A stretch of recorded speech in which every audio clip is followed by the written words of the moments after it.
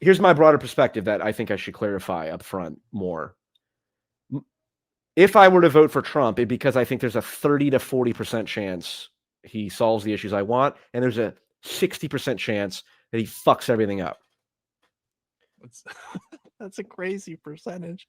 It's crazy, except when you compare it to the alternative option, which is Kamala Harris, and I'd say there's a 10% chance that she solves everything. But Paul, 4 years of Biden. Hold on, why do you guys hate Trump? Hold on. This is it's very interesting because we just had this wonderful, rich philosophical conversation, and now I'm getting a little bit of TDS from you guys. So what's going on?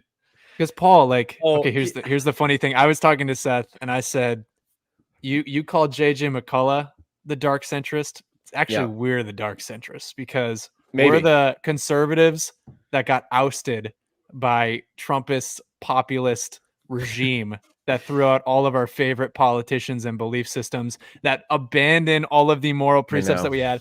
Trump is the scourge of the Republican Party, and I need to say that up front. Trump is King Cyrus, and you would do well to do more research on him. No. There's too many people on Facebook commenting that. Oh my word! I love adopting the arguments of a side that I have no business agreeing with or even care about, and then using it against people from the other angle that they attack me on. Yeah, to make you mad, we're probably establishment Republicans. Yeah, neocons. It sounds like. Yeah, that's fine. Look, we're gonna make that cool. Yeah, bring Mitt Romney back. What does Anakin say to Obi-Wan? You will try. I don't think it'll work. I hope it doesn't work. But I don't think it'll work, and I hope it doesn't work. I guess. Look, I was listening to Mark Andreessen, and I believe it's Ben Horowitz, who Mark Andreessen invented the browser, like Google Chrome. Or he didn't invent Chrome, but he invented the concept of a browser. They run Andreessen Horowitz. It's a very successful consulting firm. They're very intelligent, very like multi-billionaires, tech. They invest in all kinds of tech. They said they're voting for Trump. That's odd because most Silicon Valley people are left-wing or whatnot. And I listened to the podcast.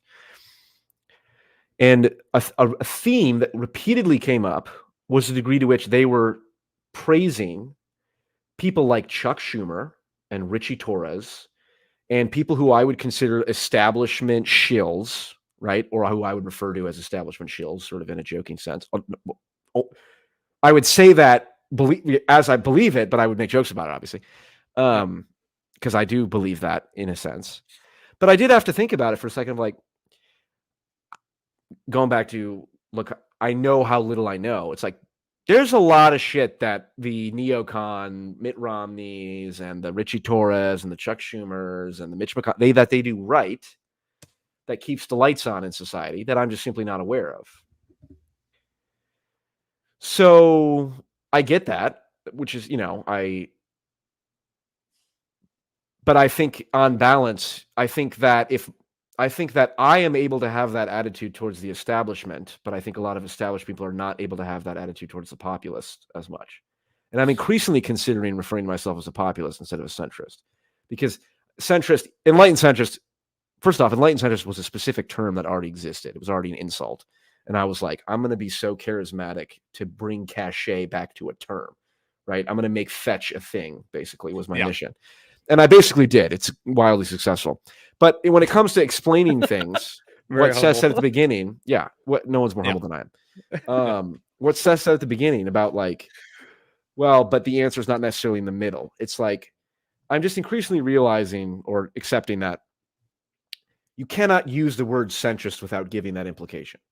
So I'm kind of like, I'm going with enlightened populist, not enlightened centrist. The reason I brought that up was because I thought you said that the answer politically was usually in the middle, though. It's arrived at by synthesizing the right wing and left wing perspective. Which doesn't necessarily mean it's exactly in the middle. So, for example, what are the far right about at any given time? It's like, mass deportations is people would associate with the far right. Okay, I believe there was an Axios poll. I don't know why I say I believe. There was an Axios poll And I believe 54% of Hispanics and 64% of all Americans supported mass deportation. So now the far-right perspective conceptually is now being adopted by 64% of the people. What does that mean? That means we are obligated to go, okay, clearly there's some truth that the radical right is in possession of. It's up to us to take that truth from them, so we can excise and purge them when they say all the crazy fucking shit about ethno-supremacy and whatever else, right? It's especially true with the Israel stuff. It's like the biggest drag on valid criticism of Israel is the psychos who are drugged out in their own rooms and depressed saying, well, the reason I can't get a girlfriend is because the Jews are, it's like, you fucking nutcases. You're actually getting in the way of real moral criticism that should be levied against a secular, allegedly secular nation state. And so I don't even know. I just, when I rant about Israel, I lose the train of where I came from. But you get a haze. I want to ask you how, okay, comparing, because you lived through both, 4 years of Trump versus 4 years of Biden, how has Biden substantively impacted your life in worse ways than 4 years of Trump? I don't think he has. I have white privilege. I'm immune from most of the problems of the world. So how does that bake into your equation with Harris is going to be a more hazardous equation? Because my privilege insulates me from most short-term problems. But when I look at the long-term stability of society, like 5 to 10 years from now, and these are things that I think about, I mean, even, like in the most practical sense, you can say financially, like I have a 401k. I don't contribute to my 401k. Why? Well, because I think that it's probably more likely that I will need resources within the next 40 years to deal with some big problem than the likelihood that society will be completely stable and happy and wonderful 40 years from now. It's like, it's almost, I don't know. I was talking to my friend about this. There's two forms of delusion that we all operate in at any given time. There's one delusion, which is I could delete my YouTube channel. I could go touch grass. I could go join the pickleball group. I could go hang out with, well, I was gonna say some of my coworkers, but some of them are go to church. Kind of nerd. I could go to church. I could do all those things. I could be completely insulated from all of the problems of almost everyone. And then all of my problems will be in my personal life. That should be the foundational attitude, because otherwise it is just cope. But then the flip side is true. It's like, well, is that person not just so utterly delusional that, like, hey, buddy, we live in a democracy. You know that your ability to figure out what's going on is the thing that guides our state forward, and you can't just ignore it.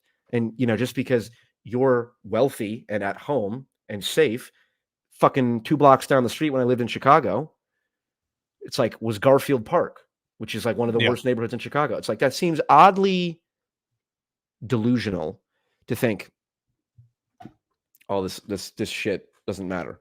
So like so the way I'm looking at things, again, in my world, I'm someone who accurately saw a lot of these trends play out, like the pronoun stuff as one example, but there's many other examples. And I saw that trend play out at a societal level. I saw it play out at a personal level. So I believe that I have a relatively strong degree or a strong ability to see patterns and see where they play out long term. And I believe illegal immigration and the what would you say, the dissolution of our metaphorical substrate, right, which is a Petersonian term. Ha ha ha. Exactly. It's funny, but it's like, well, I have seen the metaphorical substrate is one of the most important ideas in the way that I see it. And I've used it to predict things, so to speak. And it's like, okay, these are the big long-term issues I'm concerned about. And when like I said, with Trump, well, Christian nationalism, what's the long-term problem with Christian nationalism? Fascism, essential, banning contraceptives, extreme religious fundamentalism, the stuff that you hate. It's like, okay, for the reasons I said, I actually think that Trump is drawing a relatively sharp line there.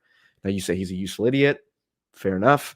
I look at people like Vivek, who are sort of echoing Trump's kind of rhetoric. I promise you, he's not a Christian fundamentalist. Well, he's a Hindu, so he's definitely not a Christian fundamentalist. But that mimetic strain is being nourished, and I would predict that that's actually going to be a pretty strong strain. Like, there are plenty of Republicans who support having access to condoms, among other things, and have gay family members and shit.